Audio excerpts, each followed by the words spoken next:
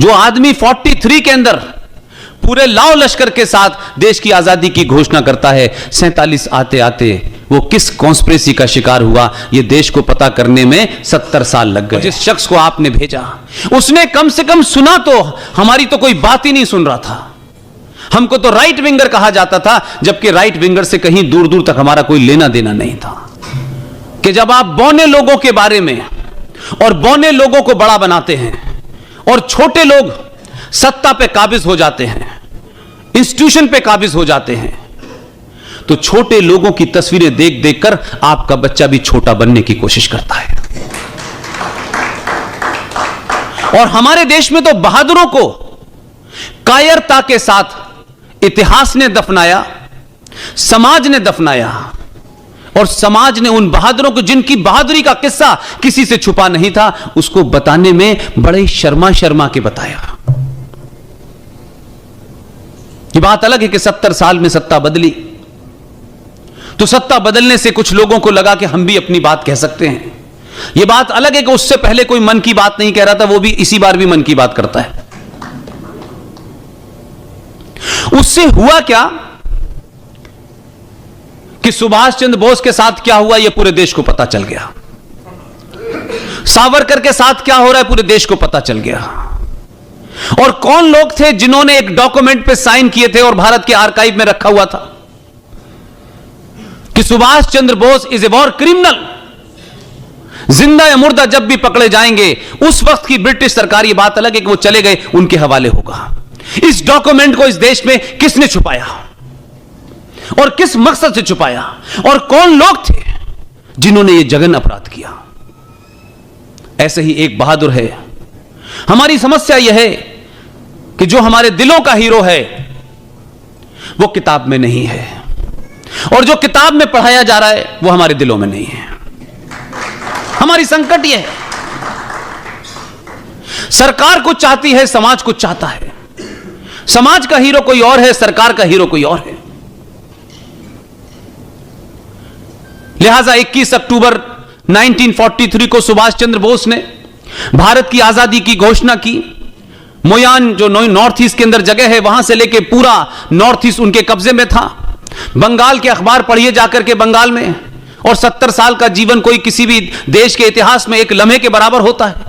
उन अखबारों में जाके पढ़िए कि सुभाष चंद्र बोस ने जब इस आजादी की घोषणा की तो बंगाल में बंगाली लोग अपने घरों के बाहर जो भी कुछ उनके पास हथियार था उसे लेके सुभाष चंद्र बोस का इंतजार कर रहे थे कि वो जब आगे बढ़ेंगे तो उनके साथ हम चलेंगे।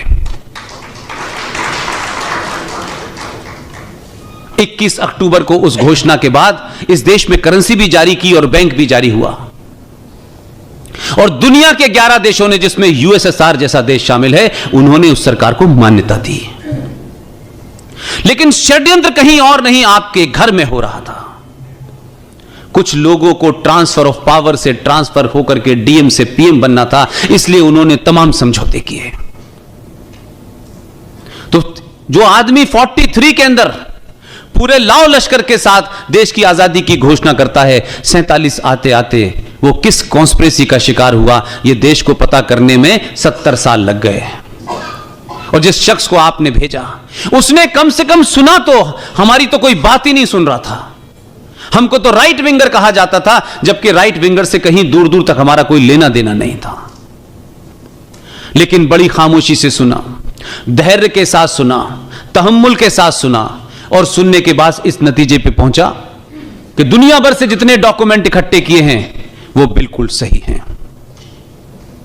और जब सही बात पता चल गई तो करेज देखिए, ये करेज आपने दिया है, देश ने दिया है, ये ताकत आपने दी है।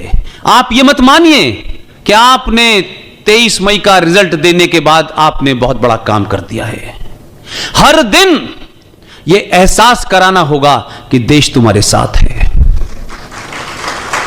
जो साथ नहीं है वो उठ के चले गए, जो साथ नहीं है उनके बारे में कोई गलतफहमी नहीं रखना चाहता मैं। जो साथ हैं वो अपने साथ होने का परिचय दें। उसने पूरी बात को माना और 21 अक्टूबर को भारत के लाल किले पे दोबारा जाके झंडा फहराया। उन्होंने सुभाष चंद्र बोस की उस ख्वाहिश को पूरा किया जो उन्होंने शौकत मलिक से कहा था कि आपको झंडा फहराना है। और एक घटना का जिक्र इसलिए क्योंकि आप गुजराती हैं।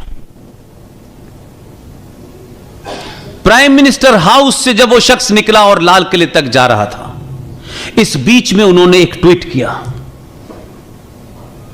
वो ट्वीट सार्वजनिक था।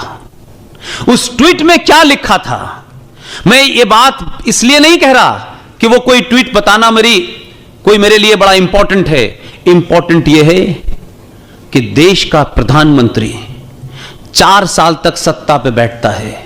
सब कुछ होने के बाद जरा समझिए कि जो लोग इस देश में दुश्मन हैं उनकी ताकत कितनी गहरी है, उनकी जड़ें कितनी गहरी हैं। उन्होंने अपने ट्वीट में कहा कि मैं झंडा फहराने जा रहा हूं, लेकिन मुझे मालूम है लोग मेरे बाल नोच लेंगे।